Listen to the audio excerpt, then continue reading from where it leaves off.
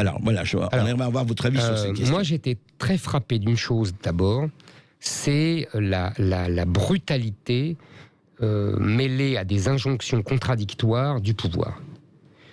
Les injonctions contradictoires, tout le monde les a en tête. On nous dit qu'on n'a pas besoin de masque, après on veut nous cacher qu'il n'y en a pas, après on nous dit que c'est obligatoire.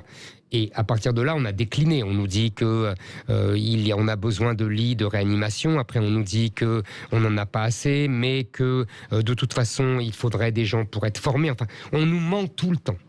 Et derrière, et j'allais dire derrière, oui, ces mensonges vraiment répétés, il y a une grosse brutalité. C'est-à-dire qu'on enferme des gens. On enferme des gens pendant des mois. On leur interdit de sortir. Je voudrais, si vous me permettez, tirer 2 leçons. D'abord, on ne sait pas si on a bien fait. Vous me dites que je ne suis pas épidémiologue, vous avez tout à fait raison, je ne suis pas médecin, je ne prétends pas du tout être médecin. On ne sait pas si on a bien fait. On ne sait pas si on a bien fait d'enfermer les gens. On ne sait pas les maladies annexes qu'on a provoquées. Vous parliez des réactions des gens, des dommages collatéraux, vous le dites autrement. On ne sait pas les dépressions, on ne sait pas les autres maladies qu'on a provoquées, on ne sait pas si on n'aurait pas dû plutôt confiner uniquement les gens âgés ou avec des maladies comme le diabète, etc., d'autres maladies. Les comorbidités. Voilà, les fameuses comorbidités. On ne sait pas tout ça. On a pris des décisions à l'aveugle, à la hache, avec une brutalité incroyable et sans du tout recul. C'était pas facile, je ne dis pas que c'était facile, mais en tout cas on a pris le pire et surtout il y a un effet d'imitation. En vérité, on a imité un régime totalitaire communiste qui s'appelle la Chine. Je continue de penser que si la Chine n'avait pas confiné, les autres ne l'auraient pas fait. Ils ne l'y auraient même pas pensé. Ah, vous pensez qu'ils servaient de modèle? Absolument, ils ont servi de modèle. Bon. Deuxièmement, je fais un petit pas de côté parce que, vous savez, on vit depuis 30 ans, depuis 40 ans, ce que Marcel Gauchet appelle la démocratie empêchée. C'est-à-dire que l'État passe son temps à dire non, ça c'est pas possible. On ne peut pas faire parce que les juges ne veulent pas. On ne peut pas faire parce que les médias ne veulent pas. On ne peut pas faire parce que les minorités l'interdisent. Vous voyez, tous ces phénomènes que moi je combats depuis 30 ans, vous me l'accordez, avec une constance qui ne se dément pas. Et là, soudain, on s'est rendu compte que l'État pouvait de nouveau. Donc cela signifie que l'État ne voulait pas.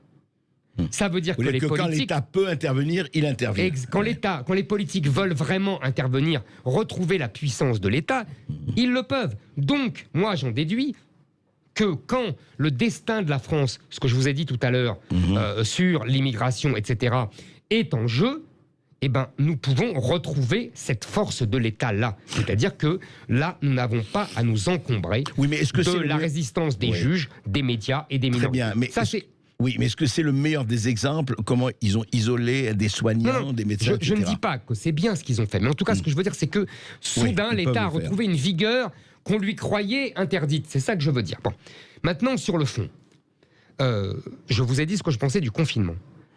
Deuxièmement, pour le vaccin, apparemment, c'est compliqué parce qu'on ne sait pas s'il est vraiment efficace. On nous explique qu'on continue à être... on peut contaminer même si on est vacciné. On nous explique qu'il faut une 3e dose. On nous explique que diminue, simplement l'efficacité diminue, mais que nous dit-on, les crises les plus graves sont évitées. Moi, je veux croire tout ça. Franchement, je n'ai pas de compétences particulières et je ne prétends pas à une compétence particulière.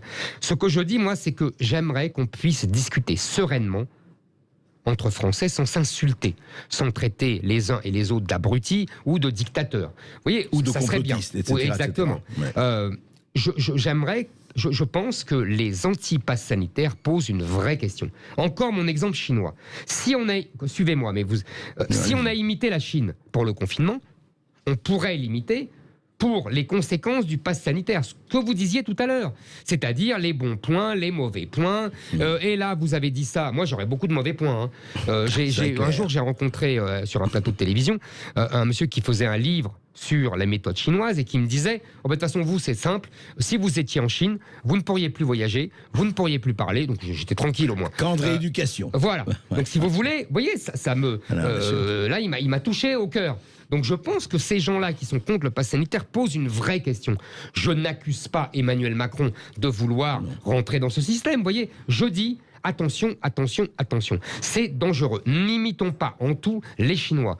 Moi, je vais vous dire la vérité, hein, je suis honnête avec les gens. J'ai été vacciné, en plus j'ai eu le Covid, donc j'ai eu le droit qu'à une dose, et j'ai mon pass sanitaire. Et ça ne me dérange pas plus que cela. Mais je comprends très bien les pétitions de principe contre ce qui pourrait advenir.